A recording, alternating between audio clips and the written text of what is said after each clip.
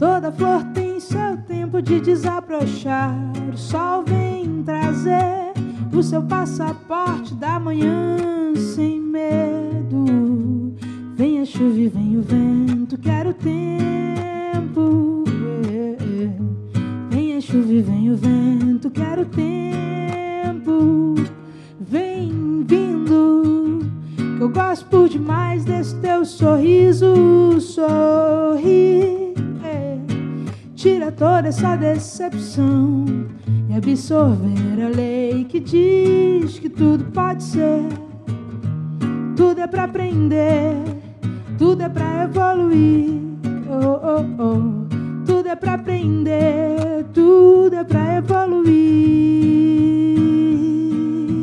Ai, ai, ai, ai, ai, ai, ai, ai, ai, ai. Ai, ai, ai, ai, ai, ai, ai, ai, ai, ai, ai. Sem medo. Sem medo.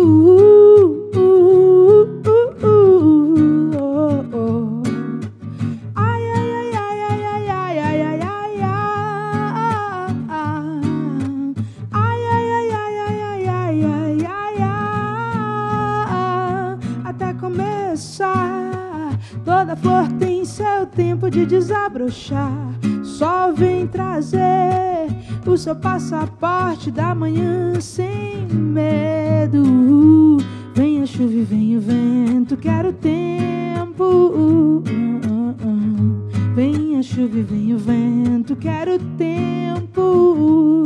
Vem vindo, que eu gosto por demais desse teu sorriso. Sorrir é bom, tira toda essa decepção e absorver a lei que diz que tudo pode ser.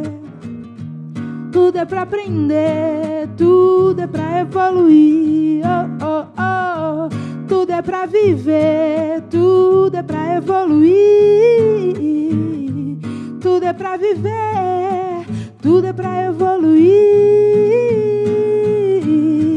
Ai, ai, ai, ai, ai, ai, ai, ai, ai, ai, ai. Oh, oh, oh. Ai, ai, ai, ai, ai, ai, ai, ai, ai. Sem medo. Sem medo. Oh, oh. Tudo é pra aprender, tudo é pra viver, e tudo é pra evoluir. Tudo é pra aprender, tudo é pra viver, tudo é pra evoluir. Tudo é pra evoluir.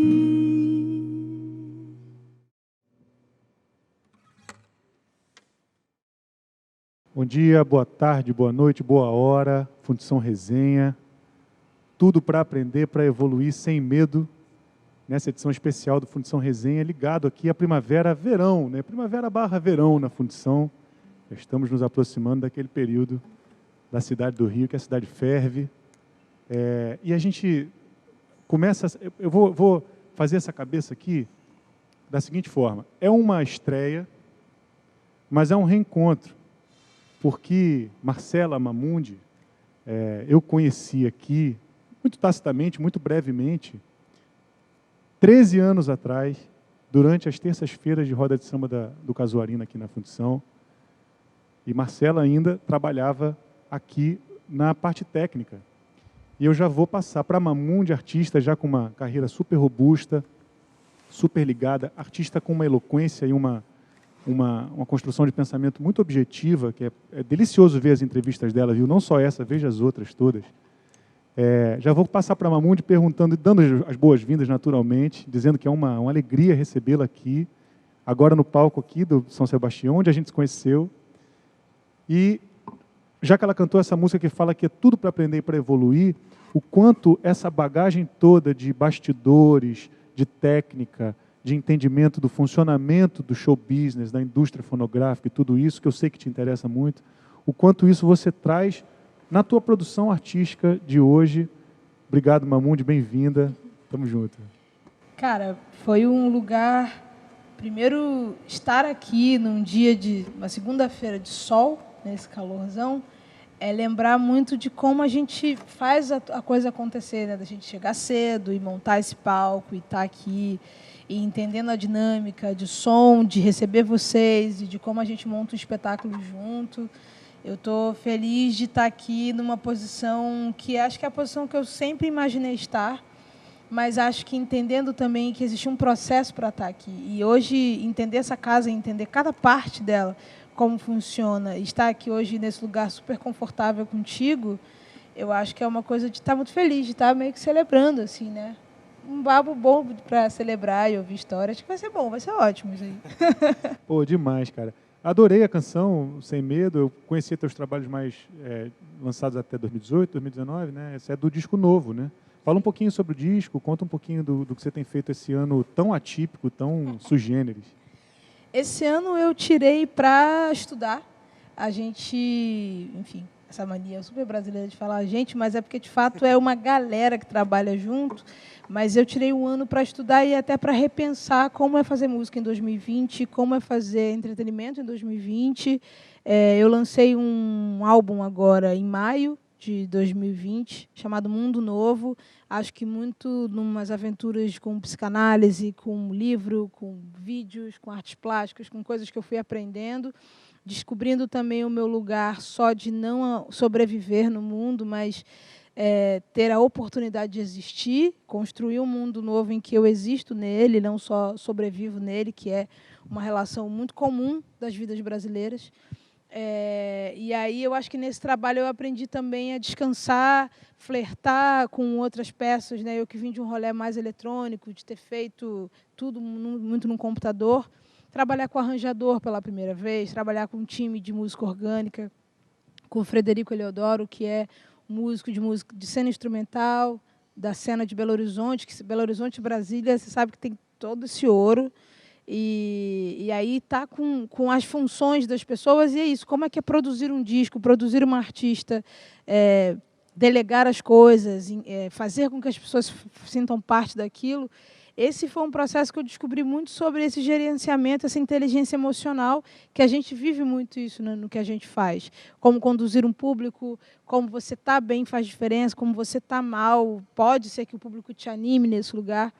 Foi um disco que eu fui vivenciando essas novas aventuras. E esse ano muito doido aí, ao mesmo tempo que muito doido, mas que parece que maio, já para lançar um disco, parece que o disco é antigo, né? Parece que já tem que lançar outro single e outro single.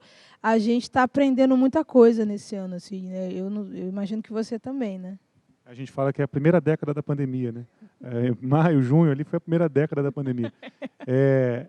Eu ouvi o disco e tal, achei o disco super bonito e, de fato, é um disco todo tocado, tem piano, tem os instrumentos todos tocados, mas ele soa muito, muito contemporâneo, as compressões, o jeito do som. E eu sei que é uma coisa que te interessa muito, que você, né, mexe, interfere, né, quando não você mesma faz, mas interfere drasticamente em tudo que você... o que é maravilhoso, né, que é um entendimento do que você quer de sonoridade, né? Sim. Como é aliar essas coisas, assim, esse ambiente, essa bagagem acústica que o disco traz, e ao mesmo tempo um entendimento... Você fala muito da música de rádio, né, que você quer alcançar, fala muito sobre música e comunicação, coisas que eu me reconheço muito, acho muito... A gente pensa muito nesse sentido, muito parecido. Como é você aliar essas coisas e se a sonoridade te entrega isso que você imaginava, assim, um disco orgânico, tocado, mas com uma sonoridade que, vindo depois de uma música da Dua Lipa, sei lá, não soe completamente extraterrestre, soe mais ou menos feito na mesma época, no mesmo recorde de tempo e tudo. Hoje tem uma preocupação muito em relação ao som, no sentido de que você precisa estar numa linha de narrativa de playlist, né? O que a rádio dava para a gente desse shuffle. Hoje as plataformas, os agregadores, os parceiros trazem muito essa sensação, então por isso que não é tão extraterrestre quando você lança um single, por exemplo.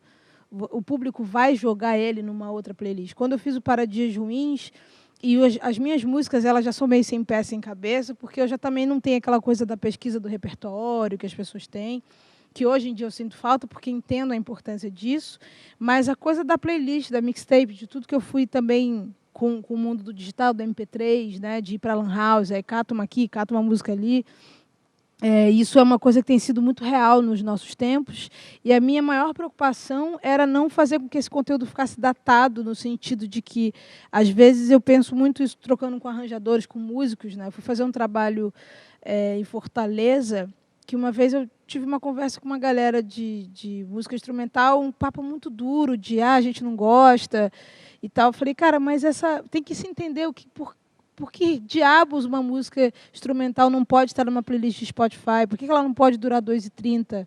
Por que uma flauta não pode estar no ouvido de alguém que está ouvindo trap? Que bobeira é essa, né?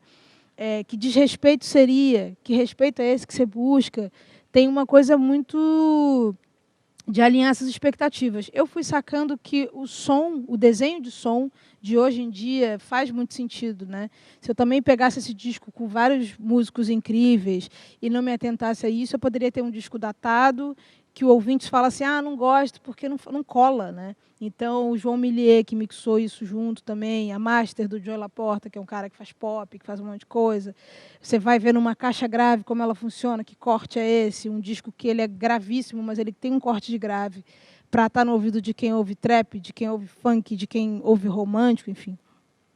São umas decisões, são uns cálculos assim que a gente foi pensando junto, né? E aí é isso, assim, para que tanta nota? Por que não 3 notas? Deixa só essa nota, microfone de fita, violão é esse? Será que a compressão é essa? Sabe? Então é um super de um mistério, e aí aqueles memes, né, que passam coisas caríssimas e vêm para um fone. E a molecada que já mixa e que já produz com fone de celular, os meninos já ficam. Conheço uma galera que produz, por exemplo, a Rocha e tudo mais, que já produzem em caixinhas de JBL, para saber o público, para saber como é que funciona. Então, é uma aventura que eu acho que foi muito importante começar, por exemplo, num lugar como esse, que me deu, por exemplo, essa loucura de entender que esse é um condensador e que isso é um microfone de ao vivo e que não serve, que serve o que não serve. Então, eu acho que a vivência na rua foi me dando essa clareza, assim, para saber que som é esse, que som de agora é esse, assim, né? Pô, demais. E para quem não é do métier e não sabe, é porque quando você produz uma faixa, ou um disco, ou um EP, ou qualquer coisa em estúdio, ou mesmo ao vivo, se você for fazer um registro ao vivo, você tem uma infinidade, virtualmente infinitas, são virtualmente infinitas as possibilidades que você tem, se você somar microfonação, sonorização, posicionamento, instrumentação, arranjo, e depois toda a parte de pós-produção e tal, que é um assunto que tudo isso está contido dentro do universo da música. Mas que normalmente, na cabeça da gente, quando a gente imaginou ser músico, isso era segmentado entre atores diferentes do mercado, né? Tinha o engenheiro de som, que era o cara que ia te dizer isso está corretamente sonorizado ou não. Você tinha o arranjador, que dizia esse é um arranjo correto ou não. Havia uma sensação de certo e errado, né? Que hoje em dia não há mais. Isso está tudo meio misturado e está tudo meio em função da comunicação. E você fala muito disso, que eu acho brilhante, assim, de dizer que no final das contas você está sim preocupada como isso chega nas pessoas, né? De que maneira isso vai tocar as pessoas. Agora, é um universo de conhecimento que não está catalogado e que eu acho que a gente talvez não tenha, vamos dizer, lastro formal para organizar esse conhecimento de tão vasto que ele é, né, e de tão novo que ele é em muitas medidas. E que você parece que está mapeando tudo isso de uma forma muito eloquente, assim. Eu queria te perguntar, já que, inclusive, a âncora do nosso papo e disso tudo que a gente está falando é essa relação que para a gente é óbvia, nem para todo mundo é tão óbvia assim, entre música, cultura e educação, se você acha que há uma maneira de, vamos dizer, formalizar esse conhecimento, se é necessário formalizar esse conhecimento todo, se a indústria presta um papel nesse sentido democratizante ou não, se essa coisa de estar tudo disponível na internet se confirmou ou não, para que você possa buscar essa informação, se depende muito só do interesse de cada um individual de correr atrás disso, ou não. Cara, eu sou a pessoa que, acho que por viver tantos lugares, e tantos lugares, e tantos lugares, eu fui aprendendo muito que o certo e o errado, né, essas coisas que você fala no começo, como é difícil, é uma questão de perspectiva, é uma questão de educação, de inteligência emocional, de circular por outros lugares, assim. Eu acho que o fato de ser, por exemplo, de Marechal Hermes, de ser criada na igreja, de ter uma família muito restrita, mas ao mesmo tempo que me ensinou valores que eu consigo usar hoje nas minhas reuniões, na rua. Eu acho que a linguagem de poder falar com uma pessoa, com um trabalhador e falar com uma rainha, com o que for, com um rei, tem uma coisa muito desse mix das informações, né? Que é o que acontece comigo na própria vida inteira, assim. Eu sempre fui uma pessoa muito apaixonada por indústria de música, sempre. Até comentei com você que eu chego aqui em 2020 tentando entender essa indústria de novo, porque é uma indústria que já passou por uma falência, que teve que entender como é que é viver digitalmente, como é que é receber receita de parceiros quase invisíveis, né? Já que as plataformas não têm rosto, o que você tem são pessoas que representam ela em cada país. E como que a gente também, que eu também achava que era muito sobre o meu sonho, tem todo um rolê que tem que ser feito, a música certa, o acorde certo, a palavra certa, o compositor que já tem muitos royalties, ou a rádio que tem um parceiro que você tem que ir lá tomar um café com essa pessoa. Às vezes ela te fala uma coisa e você discorda, de repente você está fora desse jogo, como que você reinventa esse lugar. Para mim é muito interessante aprender nesses lugares, né? Aqui foi um lugar onde eu comecei a fazer, por exemplo, curso de cinema, de trilha sonora, não entendia nada, vi filmes espetaculares, fui entendendo essa falta de inserção à educação de um jovem médio. Eu, que era uma menina criada na igreja, que tinha só as primeiras referências, né? Como muita gente, que a igreja é o lugar onde você tem bateria de graça, instrumento de graça, tem que ir cedo, sair no sol, ficar tocando à tarde. Eu acho que tudo isso me construiu numa estrutura muito plural, e hoje em dia eu acho que estar entendendo novas oportunidades de até me mexer nisso, assim, não demonizar certas coisas, mas estar inserida dentro delas, né? A relação com a televisão, por exemplo, que as pessoas falam muito, que essa frase que eu curto muito, mas também não acho que é só sobre ela, que a revolução não será televisionada. Eu acho que sim, a gente precisa estar ocupando esses lugares, de estar com uma música de sucesso e dando papo, sim, numa maior audiência que existe no Brasil. A gente está falando de um país de 27 estados, de um índice de analfabetismo bizarro, quando você tem uma força política que é um pouco intelectualizada e afetuosa, ela se torna a maior força do país, que é a coisa do Lula. Enfim, se a gente for entender que era tão natural que isso fosse assim, e quando a gente tem uma potência dessa, se torna maior, uma das maiores. Para mim, assim, não há muito romantismo em relação a essa política, nenhum romantismo com essa coisa da esquerda. Eu, particularmente, vejo isso sempre de fora, como sempre vi de fora, como sempre estive de fora. Então, para mim, bater panela ou passeata ou o que for, é sempre observar como as estruturas de classe média funcionam, de como o poder vai sempre ser de uma classe, como que a gente entende que é sobre tudo isso, está atravessando tudo isso. Eu acho que tem muita coisa para ser aprendida ainda, e eu sempre digo para as pessoas que a gente tem que não ir se apaixonando, né? Talvez continuar entendendo que é você com você e se apaixonando pelas histórias dos outros. Eu gosto muito disso, assim, né? A cada pessoa que eu encontro, ainda aquele sonho, aquele primeiro sonho, aí você fica pensando, será que eu vou falar para essa menina preta que está aqui cantando em bar, ir para o Rio de Janeiro e ficar iludindo? Será que não é mostrar a ela outras coisas? Tem uma coisa muito de falar com as pessoas, assim, né? Com a coisa da globalização de internet, todo lugar você está vendo a mesma coisa.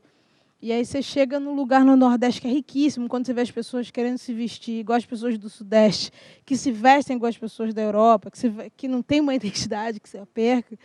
E a gente fala, cara, vai buscando sua identidade aqui nesse lugar, porque são esse lugar que formaram pessoas grandes, que fazem esse Brasil ser o que são, né?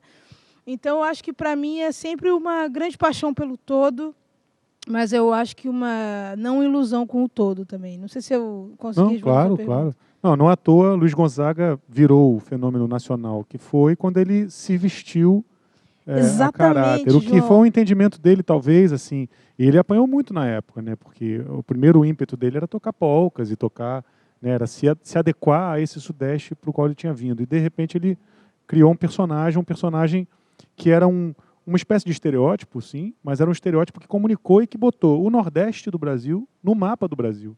Exatamente. Né? Coisa que ele não estava. Foi um entendimento, talvez, muito sagaz dele no momento de que era necessário passar por aquele estereótipo para você criar um Nordeste plural, que pudesse falar por si e tal. Isso remonta, talvez, a quase todos os movimentos, o movimento negro, o movimento LGBT, todos esses movimentos também.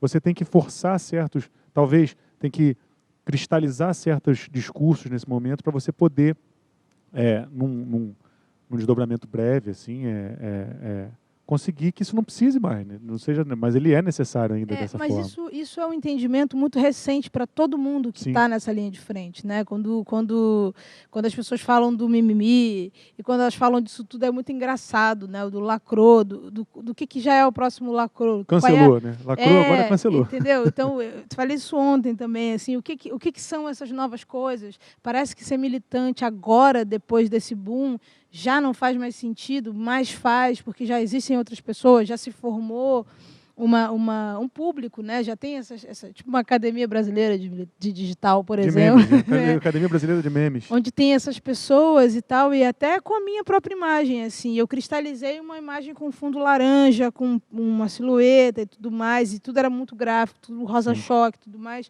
Como é que eu humanizo isso? E humanizar é sempre muito difícil para mim, assim. Quando você falou do Luiz Gonzaga, eu sempre pensei nele como uma referência, assim. Como que você se faz desse lugar? Como que é a Mamundi de 2020, em que ela é humana, em que ela não é só preta militante, mas ela é uma artista que pode ser outra coisa. Eu sempre defendo muito isso, desde que trabalhava em outras posições. Assim, eu já sou feminista e militante desde que evitava pessoas que tocassem no meu corpo, no trabalho, homens que chegavam bêbados me fazendo propostas escrotas, mulheres que chegavam tentando me diminuir. Então, eu acho que, para além da discussão do gênero, tem uma coisa da humanidade das pessoas. Então, assim, eu não vou ser militante agora, eu já fui. A minha vida é um grande food truck de tudo, porque eu sou tudo isso junto. O que é uma pessoa preta só poder existir e fazer música? Até quando ela não é correta, as pessoas esperam muito isso, que pessoas LGBTQIA+, sejam corretas, ou que tenham posicionamentos, ou que todo preto seja defensor de alguma coisa. Não, as pessoas precisam ter a liberdade de ser o que são. Claro. Se o seu amigo é bolsominion e ele é o cara lá da história toda errada, ou o que for, enfim, que seja, né? Isso é existir, assim como qualquer pessoa tem a oportunidade de existir. Eu acho que esse caminho o que eu sinto vivendo nesse meio é que o que a gente está passando hoje é esse cristalizar e que em algum momento ele tem que ir respirando para que você lembre da sua própria existência, né? É o que eu tenho feito nos últimos anos. Estou há 10 anos fazendo música e não tenho a menor vontade de estourar ou de existir sem entender o caminho que tem que ser feito. Para mim é fundamental entender. Até porque esse entendimento de ocupação de espaços que você falou, e falou super bem, né? Ocupar o espaço da indústria, ocupar o espaço da TV, ocupar o espaço... Também é ocupar um espaço político, né? Sim. Porque se você... o confrontamento... É óbvio que o confrontamento traz dividendos políticos para todo mundo, mas o confrontamento ele gera uma resistência muito grande também, né? Conservadora e uma resistência reacionária, muitas vezes. Ao passo que uma artista como você, tão eloquente, tão sabedora, inclusive, das suas não-sabenças, né, do que você está buscando. Sim. Quando você comunica com mais gente e ocupa esses espaços, essa é uma ocupação política, sem dúvida que sim, né? Sim. Porque ela responde à tua história, responde ao caminho que você seguiu para chegar nisso, responde à tua relação com a igreja, à tua relação com a tua família, a relação com a tua cidade, uma cidade tão desigual do ponto de vista das oportunidades, né? Assim, de fato, essa cidade partida e não ainda serzida como gostaríamos. Então, assim, nesse sentido é que eu acho que tudo acaba sendo uma ocupação política. O que eu ia te perguntar é o quanto você... Porque está claríssimo que você pensa tudo sobre um prisma político, nessa política virtuosa, que não é uma política necessariamente partidária. O quanto você pensa nisso na hora de construir a mensagem do que você canta? Se pensa, né, naturalmente. Não penso porque quero ter a mesma liberdade de quem não pensa e de que pode simplesmente existir.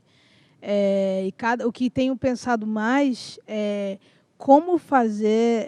eu sempre falo isso com o Rafael, que está ali, meu empresário, que a gente fala muito de construir que barraquinha é essa que você vai construindo, meio de camelô ali, e de repente agora eu tenho um ponto, eu tenho um quiosque que começou com uma barraquinha. E nesse quiosque agora vai ser qual é o melhor ingrediente para essa bebida, sabe? Quais são as melhores frutas, eu quero falar com essas pessoas, eu quero estar na rádio, que música é essa? Tudo muito num tempo de observação, de entendimento, porque a gente que vive nessa indústria sabe que é sobre qualidade de produto, sobre mensagem. Eu vi artistas que começaram muito bem e já vi eles não existindo. Eu já vi em backstage, a gente faz um super show e 5 anos depois aquele artista não existe mais e ele culpa a indústria e ele fala que a culpa são dos outros e que, de fato, às vezes que se você não tem o entendimento da própria carreira. Eu acho que o backstage ele me fez entender que o meu maior inimigo aqui, no caso, sou eu, né? Eu nunca, hoje em dia, não recebo um não e fico triste. Assim, eu falo, cara, eu posso receber um não de você, não posso receber um não de mim. Claro. Então, eu acho que... E é isso, né? Tantas histórias e lendo muita coisa, eu acho que, para mim, é só sobre existir e, hoje em dia, entender qual é o caminho que se faz. Se a gente pensar que a gente está vivendo um governo que se elegeu com redes de celulares e que tem fotos de vários celulares colados um no outro, disparando mensagens, sabe? Por que não fazer uma música para ser ouvida no WhatsApp da sua avó, que vai te mandar para sua mãe? As pessoas estão fazendo isso. Eu acho que, para mim, é sempre... Qual é a boa canção? Que canção é essa? Qual é a canção em que diga a minha idade, o meu tempo, né? Quais são as concessões que eu faço, quais são as que eu não faço? Eu tenho 34 anos, então falar de um amor que é rentável, um relacionamento de 15 já não faz sentido. Será que eu chamo alguém de 15 para dividir essa história comigo? Será que eu envelheço? Digo para o meu público que tudo bem envelhecer? Quando eu vejo entrevistas, sei lá, da Xuxa, né, que é uma figura que as pessoas têm uma tristeza porque envelheceu, e você tem falando, não, a gente envelhece. Que lugar é esse da mulher madura de hoje? Então, eu acho que, para mim, é muito sobre ser o que eu posso ser. E é muito louco porque, nesse momento de agora, ninguém sabe de mais nada. Eu sinto que essa grande confusão do mundo, que é caótica, né, porque ela depreda quem está embaixo rapidamente, né, mas ela também deixa todo mundo numa grande dança das cadeiras, assim, sobre morte, sobre vida, sobre arte, né. Tá eu fazendo um desenho numa tela, tem uma criança aqui no computador e, de repente, podem ser leiloados pelo mesmo preço. Sim. Isso é muito louco. Não, e você falando uma coisa, eu pensei em outra, né? Porque a gente, falando sobre referências, tem uma compilação no teu perfil do Spotify, tem uma compilação de referências tuas, né? Que são músicas que eu aprendi porque me disseram para ouvir. Isso é que é bom. Ah, demais. Porque eu não tinha relação com essas músicas e, de fato, foram músicas que eu aprendi e vi uma beleza naquele. Falei, cara, eu preciso me aproximar. Até com o próprio Brasil, assim. Sim. De ir, por exemplo, para a Mangueira, para comer feijoada e ficar lá, porque era um lugar que eu sempre me senti em paz, mas não usar aquele lugar como uma estrangeira que vai ver beleza em tudo e que, de repente, capta Romantiza aquilo, né? Era isso. Claro. A feijoada sempre foi barata, eu me sinto em paz ali. E essa playlist de referências é isso. São novas vozes que eu estou, de fato, descobrindo Demais. E vivendo elas. E ali tem muitas referências minhas, muitíssimas referências minhas ali. E o que eu estava pensando, você falando sobre... Eu quero falar de mim, então se eu quiser falar de uma outra realidade, talvez eu chame uma pessoa que tenha mais versos sobre essa realidade do que eu. Só que o cancionista popular brasileiro e a cancionista popular brasileira, historicamente, se fundaram também emulando os líricos, que não eles próprios, né? Assim, é uma coisa muito da tradição da canção popular brasileira, sobretudo depois do período dos festivais, né? Do boom da MPB e tal. Então você vê sempre, uns mais, outros menos, né? O Caetano, por exemplo, é um cara que fala mais de si, mas o Chico, por exemplo, que é um cara que é muito referenciado, né? No Chico Buarque, emula muito os líricos, inclusive os líricos femininos, e durante muito tempo isso foi, inclusive, glorificado como sendo, né, uma grande virtude do Chico, o fato dele poder... E aí quando você fala, não, eu quero falar de mim, e ao mesmo tempo você tem um entendimento tão claro de o quanto você é veículo, e você fala isso muito em outras entrevistas, como se dá isso no teu processo de composição? Assim, quando você quer contar uma história, ela parte da vivência, ela parte de, às vezes, um estímulo que nem é musical. Você falou das tuas aulas de cinema aqui, né? Muitos artistas falam sobre isso, que os estímulos normalmente são mais até imagéticos do que musicais, né? Isso gera outra coisa. Como é teu processo para fazer disso um pacote, esse pacote sintético e super potente que é a canção popular, né? Como é que você transforma isso tudo naquilo? Tem uma coisa muito curiosa que eu só descobri isso depois, né? Minha relação com música sempre foi uma relação de ouvir músicas em inglês por conta de rádio, não entender, mas me emocionar. Então tem uma coisa muito da imagem, do sentimento. Eu acho, eu até brinco que se eu soubesse talvez a maioria das letras ou metade delas, eu nem seria fã desses artistas, né? Tem vários artistas que são super doidos e que não condizem muito, mas isso é bom também, porque é uma música, é a música em si, de fato, a melodia, de como aquilo funciona. Os meus primeiros trabalhos eram uma relação em que eu produzia os áudios, ficava no fone e depois escrevia sobre aquilo. Então era quase uma trilha sonora. Eu sempre brinco muito que eu quero que a minha música seja trilha sonora para as pessoas. Mas as melodias já estavam nesses áudios ou as melodias vinham Não, junto as com o texto? melodias vinham depois. A base que era o ponto de partida. A base era o ponto de partida, então a capa do meu primeiro EP é Rosa Choque, muito por isso que eu tinha umas cores que eu via muito.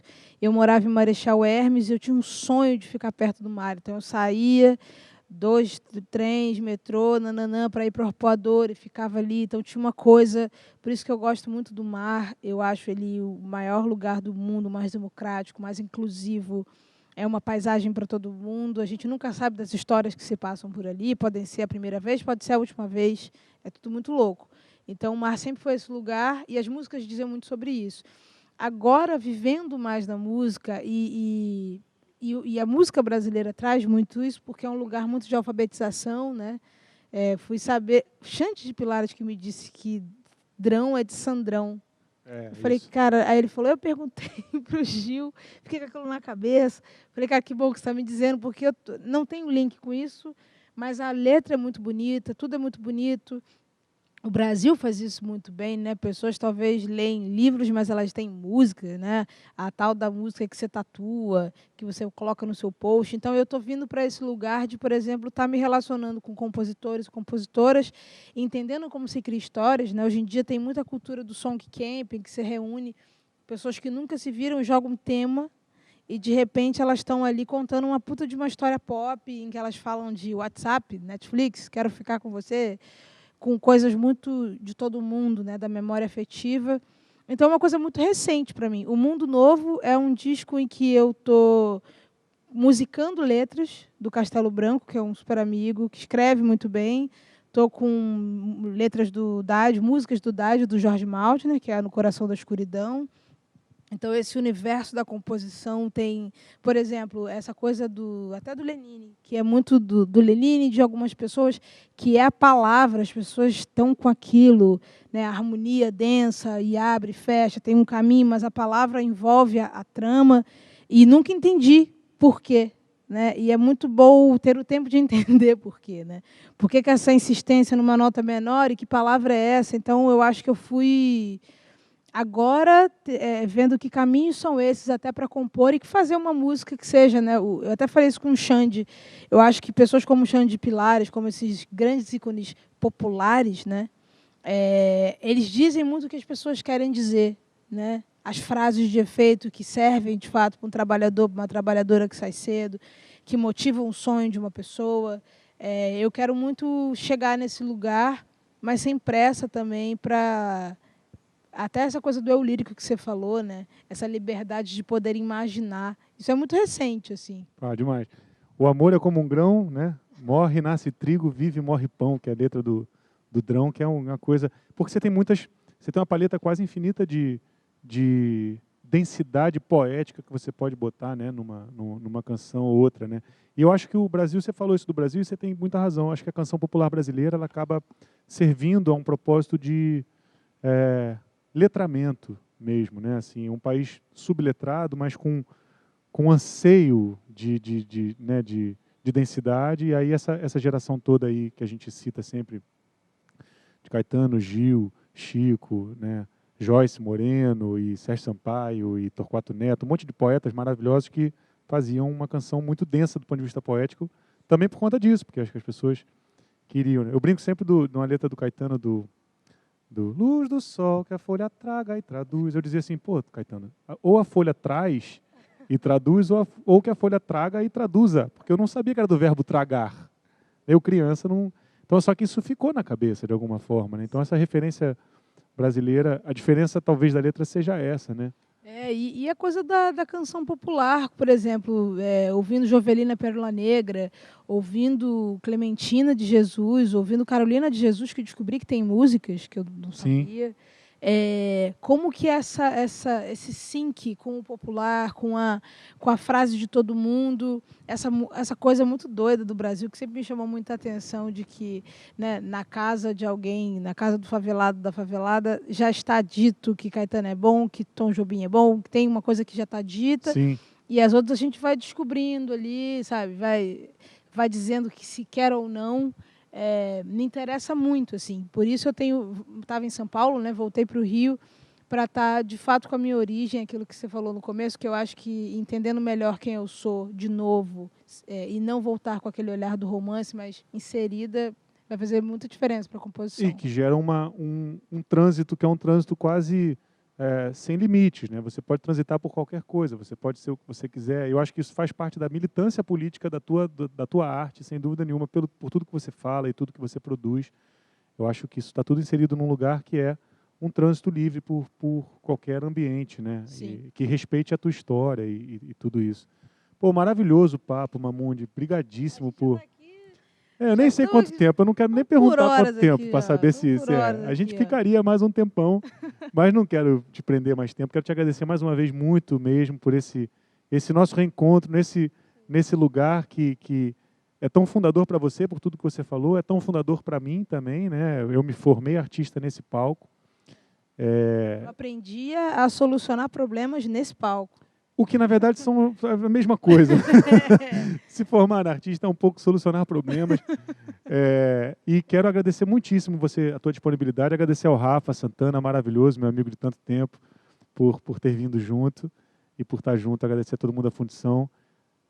Deixamos de falar de alguma coisa que você gostaria?